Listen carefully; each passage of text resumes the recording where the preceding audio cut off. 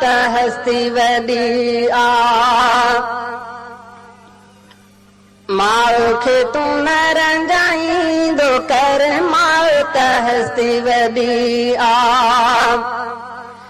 कख बि संदी नाहे तोते हुआ साहू बि घोर कंदी आ, साहू बि घोर कंदी आ। माउ खे तूं न रंजाईंदो कर, माउ त हस्ती वॾी आ। माउ खे तूं न रंजाईंदो कर, माउ त हस्ती वॾी आ। तुंहिंजो ॿुधो अथई कोई वेठो अथसि ऐं पिण शायदि धक लॻो अथसि। तुंहिंजो ॿुधो अथई कोई वेठो अथसि ऐं पिण शायदि धक लॻो अथसि।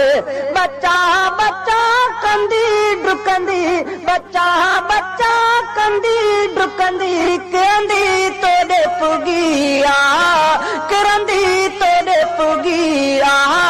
माउ खे तूं न रंजाईंदो कर, माउ त हस्ती वॾी आ। माउ खे तूं न रंजाईंदो कर, माउ त हस्ती वॾी आ। कख बि संदी नाहे तोते, कख बि न संदी तोते आहू, साहू बि घोर कंदी आ, साहू बि घोर कंदी आ। माउ खे तूं न रंजाईंदो कर, माउ त हस्ती वॾी आ। तूं त रहे परदेस पियो थो, ॾाढो ख़ुशि बि गुज़ारे पियो थो। तूं त रहे परदेस पियो थो, ॾाढो ख़ुशि बि गुज़ारे पियो थो। लेकिन तोखे सारे सारे, लेकिन तोखे सारे सारे अमड़ रोई पई आ, अमड़ रोई पई आ। माउ खे तूं न रंजाईंदो कर, माउ त हस्ती वॾी आ। माउ खे तूं न रंजाईंदो कर, माउ त हस्ती वॾी आ। कख में न संदी तोते आहू, साहू बि घोर कंदी आ, साहू बि घोर कंदी आ। माउ खे तूं न रंजाईंदो कर, माउ त हस्ती वॾी आ।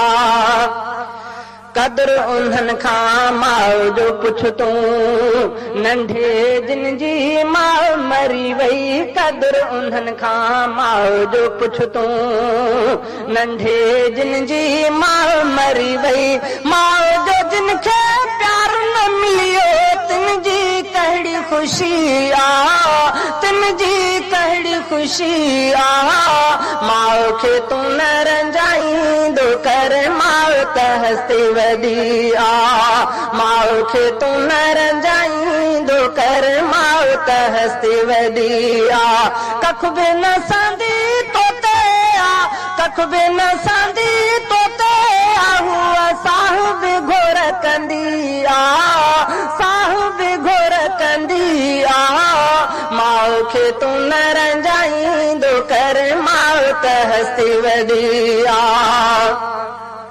हालातुनि में न्याणी जकड़जी वेचारी वई आहे परणजी। हालातुनि में न्याणी जकड़जी वेचारी वई आहे परणजी। साल थी आहू आई नाहे, ॾाढो माउरुनी आ, ॾाढो माउरुनी आ। माउ खे तूं न रंजाईंदो कर, माउ त हस्ती वॾी आ। माउ खे तूं न रंजाईंदो कर, माउ त हस्ती वॾी आ। कख बि न संदी तोते आहू, साहू बि घोर कंदी आ, साहू बि घोर कंदी आ। माउ खे तूं न रंजाईंदो कर, माउ त हस्ती वॾी आ। उलरा हफ़ीज़ाए भागन वारो, तुंहिंजी अमड़ ज़िंदा आहे। उलरा हफ़ीज़ाए भागन वारो, तुंहिंजी अमड़ ज़िंदा आहे। माउ मरी वई जिन जी तिन खे, माउ मरी वई जिन जी तिन खे ख़ल्क़त छोड़ो चवंदी आ,